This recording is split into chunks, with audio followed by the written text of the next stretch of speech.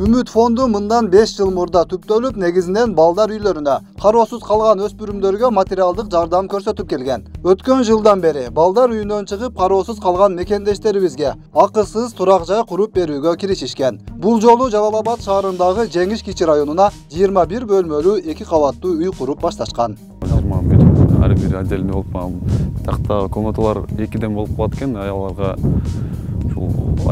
деп. Muhtaç ayallarga деп солоткан балдарга деп комнаталарды бөлүп койдук ал жака. Турак жайдын курулуш иштери башталганда эле Жалал-Абад шаардык кеңешинин депутаты, коомчулукта ар кандай масштабтагы жардамдарды көрсөтүү иши менен белгилүү Шайырбек Ташиев бул демилгени да дароо колго алган. Экинчи этажга кирпич жетпей эле десем, анда деп 10 000 кирпич айтып жүргөн экен, бүгүн бирөөсү аз келет деп күтүп отурабыз. Ошол андан тышкары дагы сүйлөшүп калып, жабып бүтүшүнө чейин менин аракет кылам деп, жапканды дагы аракет кылабыз. Быйыл ушу кышка калбай деп, аны дагы эме болуп кетти.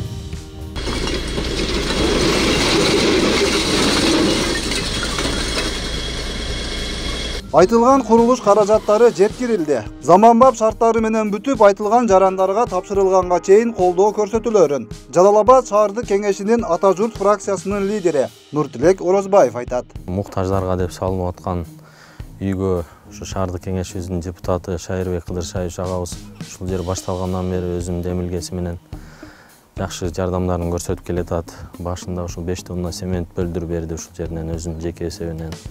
Жана азыркы учурда ушул стройканын ичине токтоп калганына байланыштуу өзүнүн жеке каражатынан кирпич алып келип, 10 000 кирпич алып келип өзүнүн жанынан төктүрүп берип атат.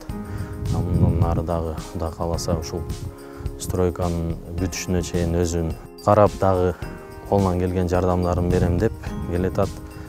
Ошого айтып кеткенбиз, калган жарандарыбыз дагы кайдыгер болбой, ушу эл үчүн курулуп аткан, муктаждар үчүн курулуп аткан үйгө өздөрүнүн демилгесин кошуп, өздөрүнүн салымын кошуп, жардам берип кетсе деп чакырып кетебиз. Мындан сырткары аталган аймактагы үй бүлөлүк дарыгерлер борборуна да учурдагы кырдаалга байланыштуу керектүү медициналык каражаттар колдоо иретинде берилди. Буга чейин да пандемиялык шартта муктаждардын катары калыңдаган чакта Шайырбек Ташиев тарабынан тургундарга массалык түрдө азык-түлүк жагынан колдоо көрсөтүү аракеттери байма-бай ишке ашырылып келгени белгилүү. Рахмат балам, эч жамандык көрбө, рахмат. Рахмат, күч отурыңуздар.